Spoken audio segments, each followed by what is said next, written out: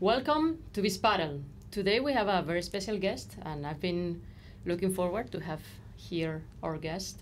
She's a American-born paddle player, but living in Spain. So we have a story to tell, and I think most of you know her because she's. I was going to say celebrity, but I think she doesn't like it, or influencer, but very well known on Instagram and social media. So we have the pleasure to have in this panel today in Miami, Brittany Dubbins. Thank you. Of course, who you play local today, right? Yeah. Okay. I'm very happy to have you, Brittany, because I've been admiring you for a long time. When I started playing paddle, you were already doing content. Mm-hmm. So you've been like the person to follow for many people. So to start with that, thank you. Thank you. Thank you, Rosa.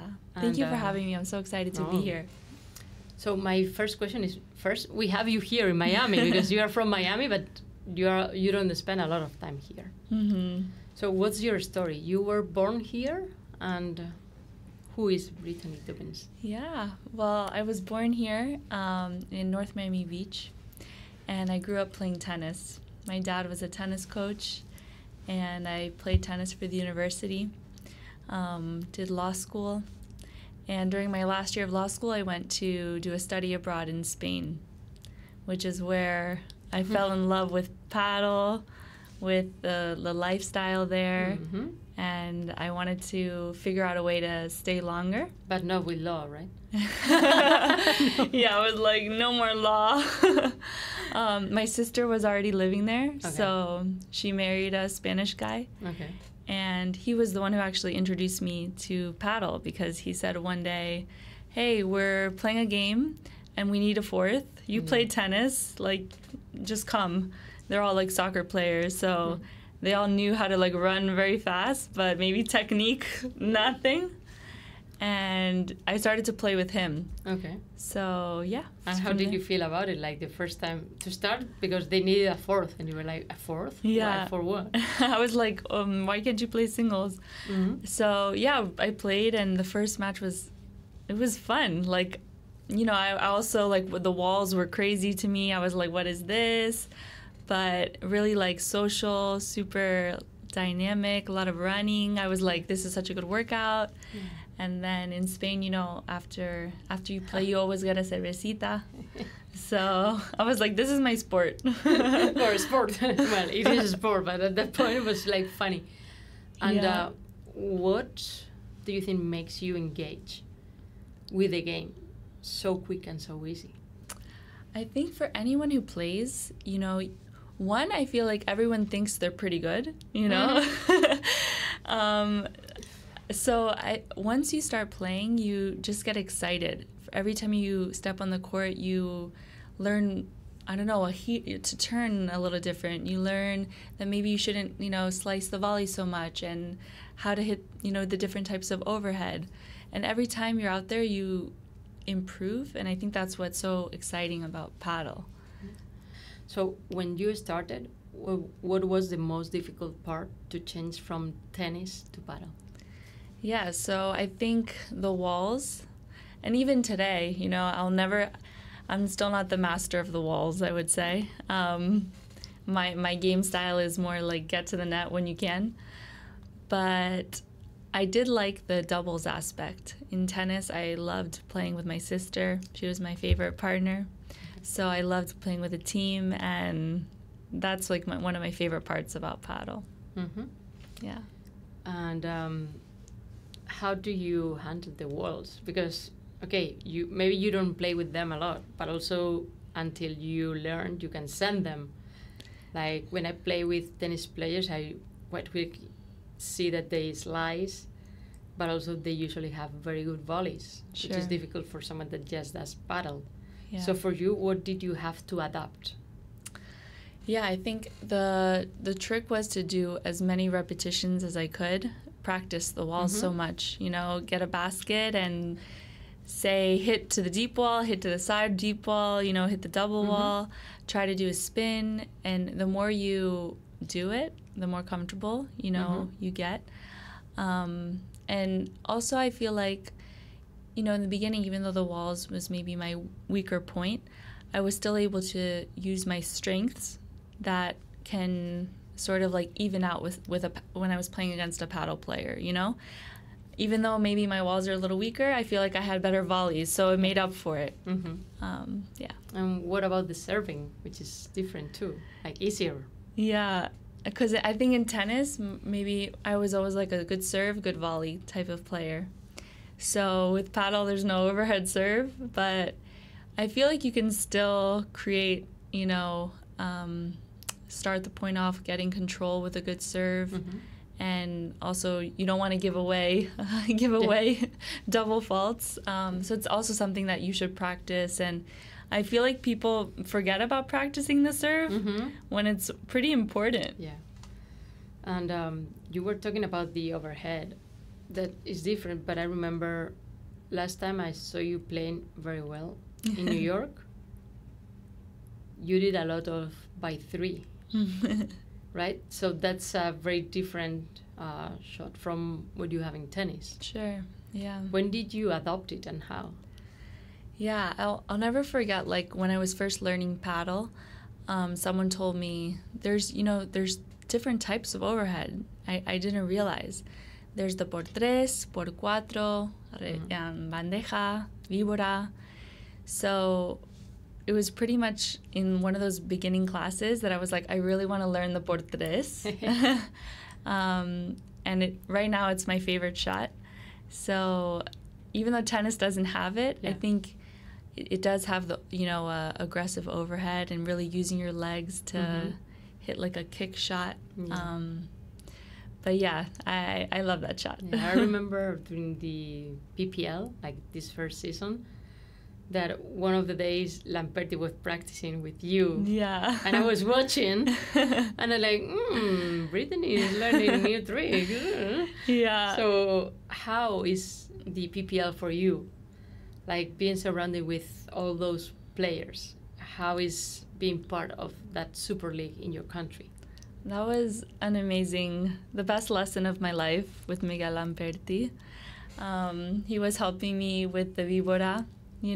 I like the remate, and the por tres, but, sometimes if you're playing in a slower court or in the winter, that's maybe not the best shot. So you have to have other resources.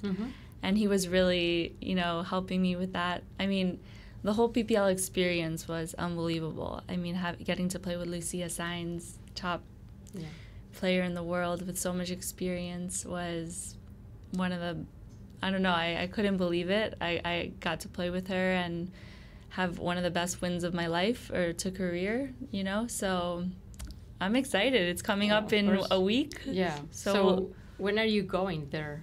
Like very soon or? Yeah, we leave on Friday, and we're going to have this weekend to practice a little bit with the team. So your team is? The San Diego Stingrays. So you're going to be local. Yes. We're playing at home, baby. So hopefully we have a lot of fans. At least online for sure. And I think there too, like,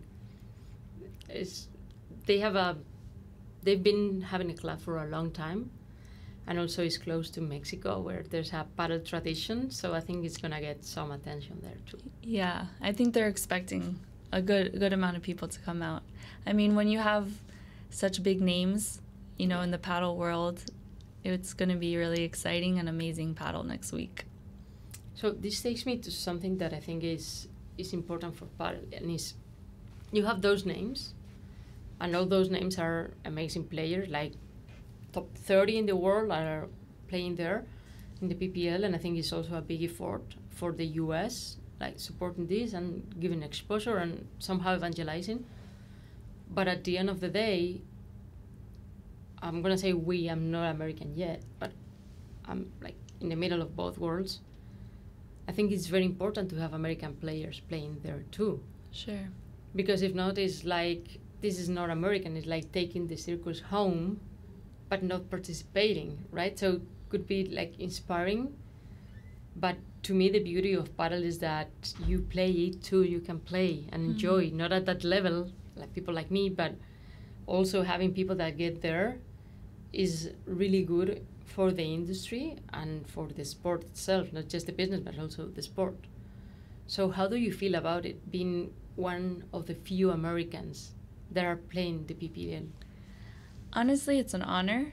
I mean, I'm also one of the few that got to come back and really live both experiences, which were very different. Like the first year was more focused on local, I would say, and not as much, I guess, bringing in the internationals, the big names. Mm-hmm.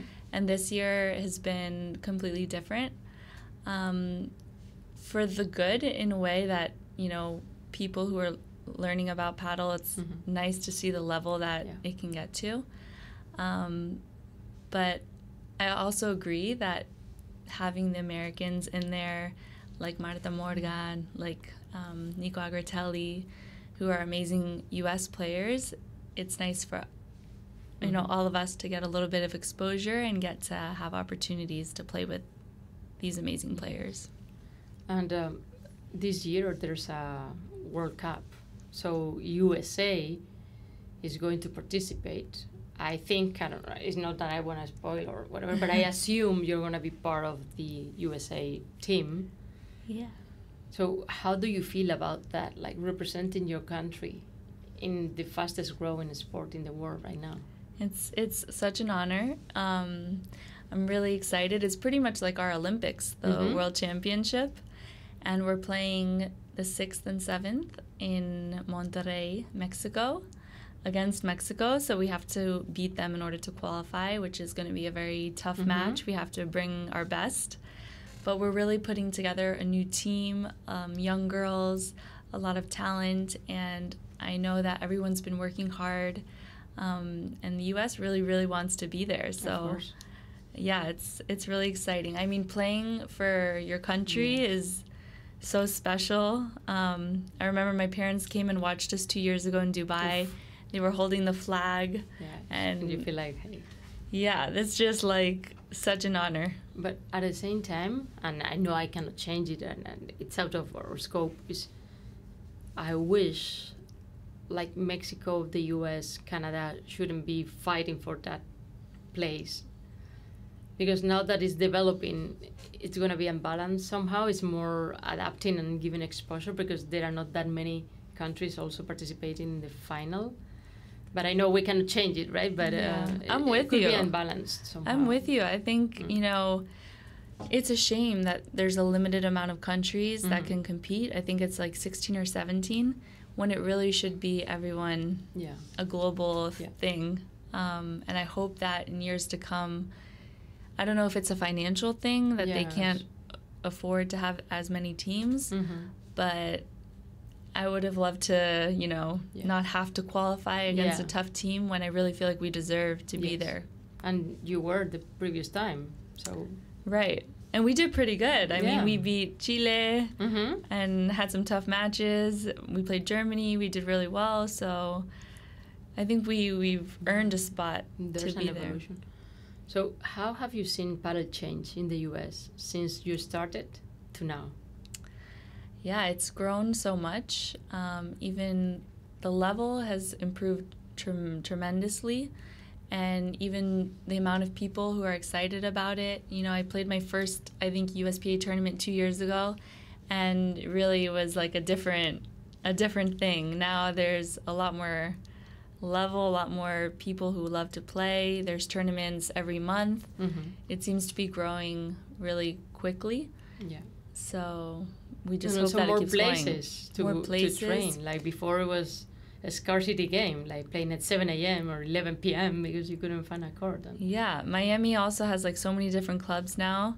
New York has a lot of different clubs. I know California, it's growing, Texas.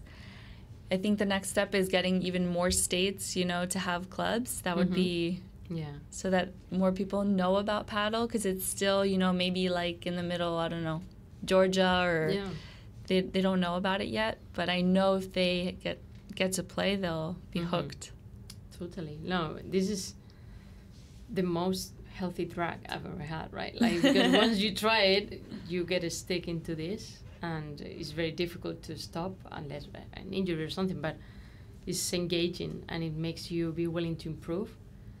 and the learning curve at the beginning is tricky in the way that it's fast and then it's mostly steady, at least like for me, for regular people.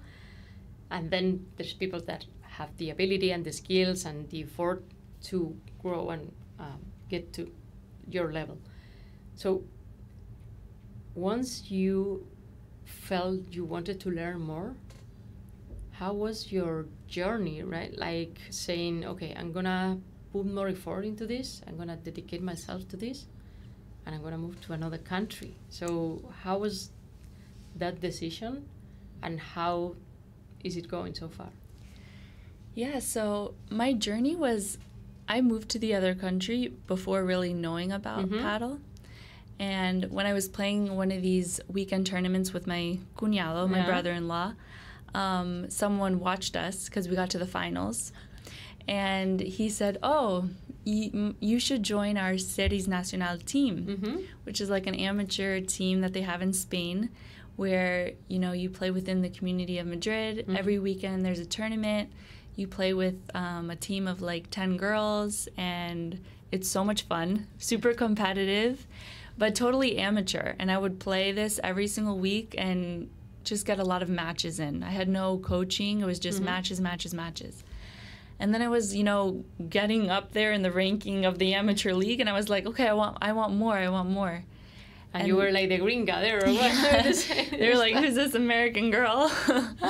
And then I learned about the Federation of Madrid and the Madrileña, which is also, you know, that is high level.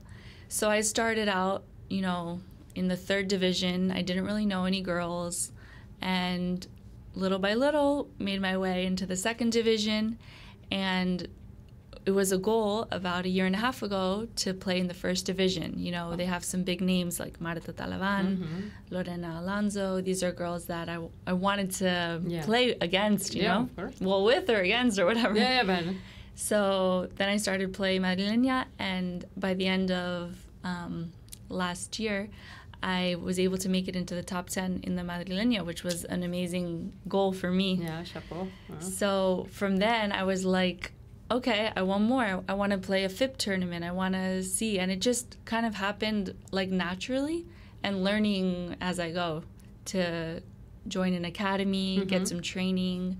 Because one thing is doing a lot of matches, and that helps you and get a mentality of match play. But then there's also technique stuff that the academy and a coach can, you know, only they can explain to you. Yeah, you need to like shortcut that in order to, because you think like at the beginning they learned by inventing or do, but now that there are solutions, I think there's like a big gap between those that have access and those that doesn't.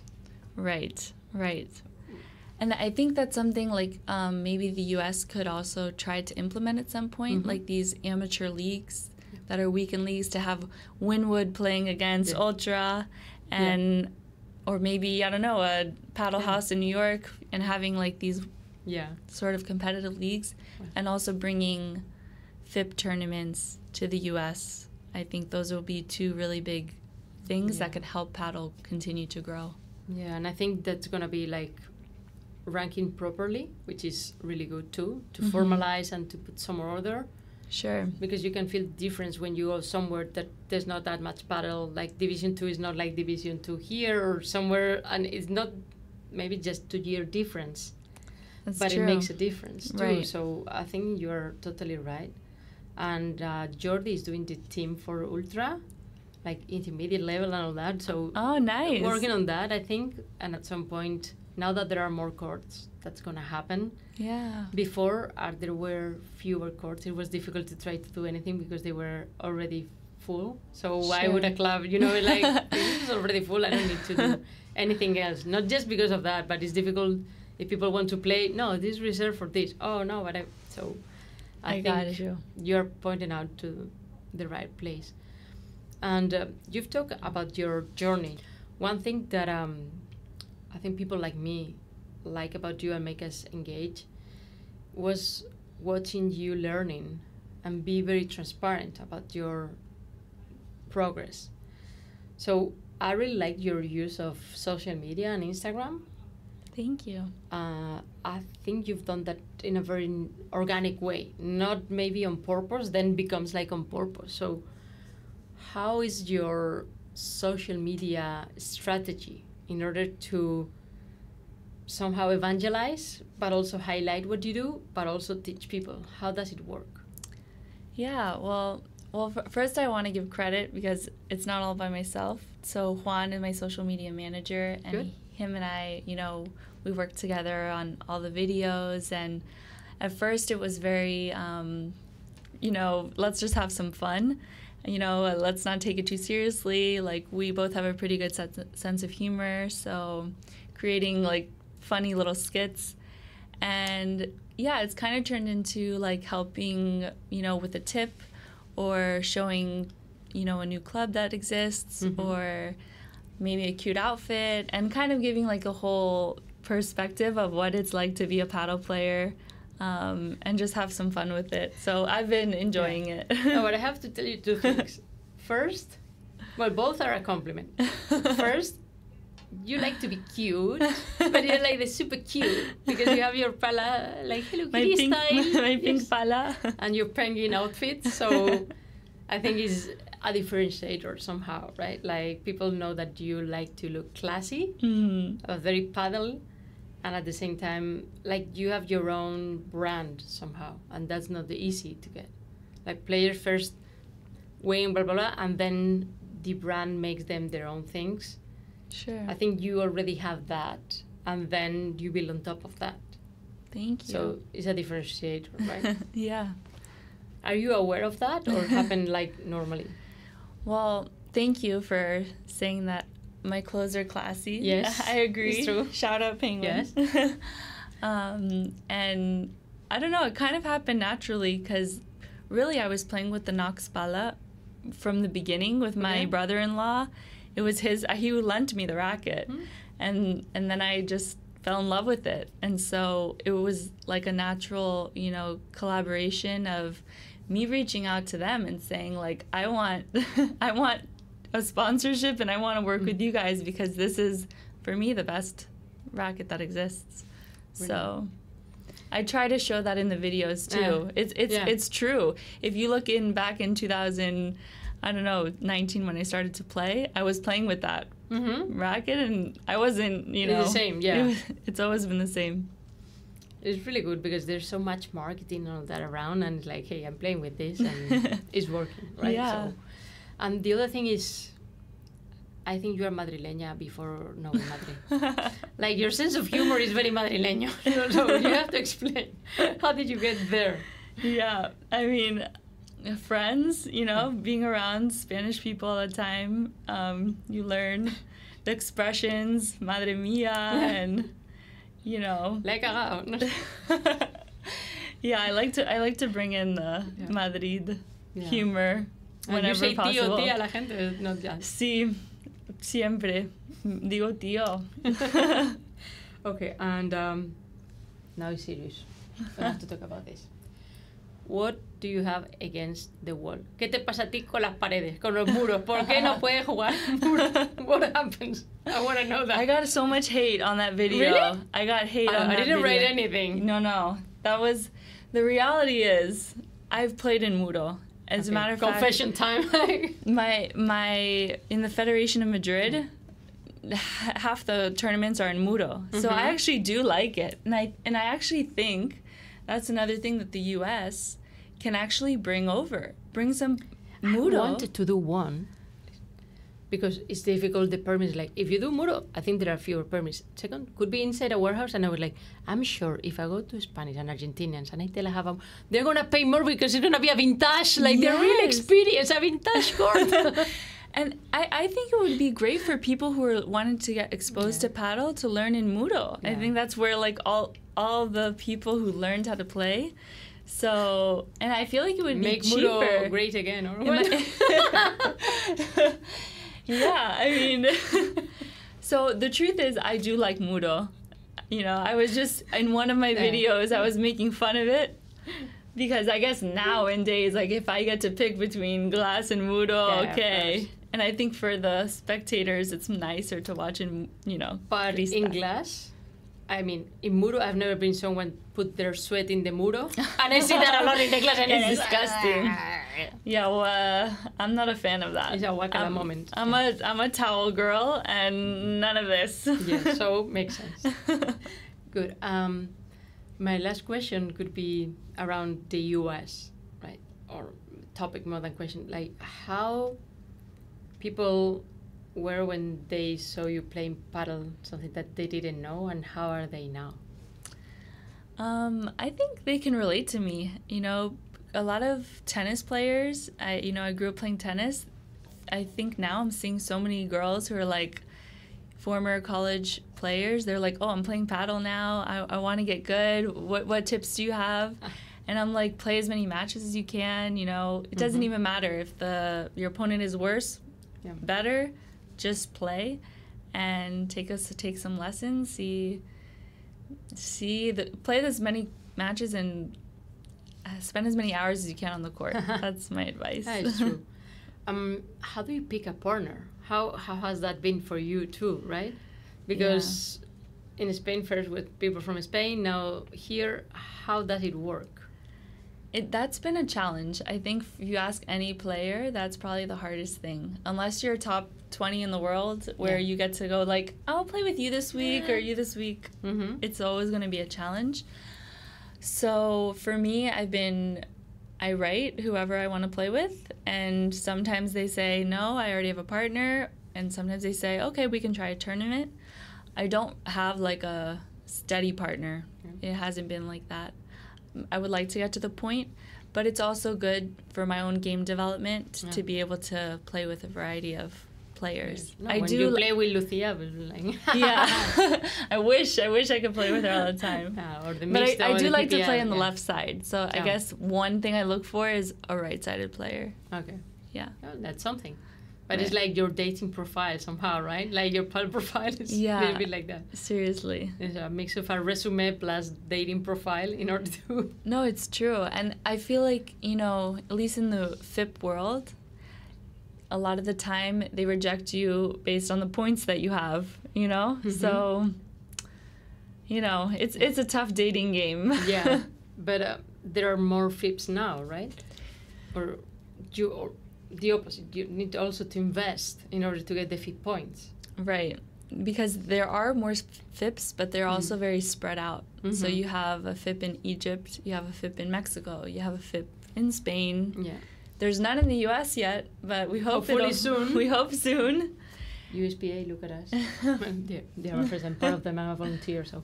But yes. And right now it is more of an investment because you are traveling a lot, training, and really the calendars are not set in stone, so you don't really plan the year in January. You're sort of planning it that month or even that week on where you're going to play.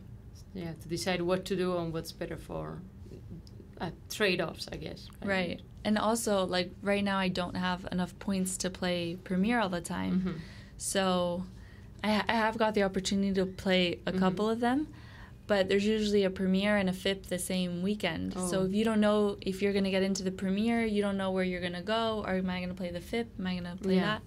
So it's difficult to plan ahead. Yeah, even to make the decision, right? And yeah. I see. Let's see if next year we can have like a Premier here. That would in be the amazing. US. That would be great, I think.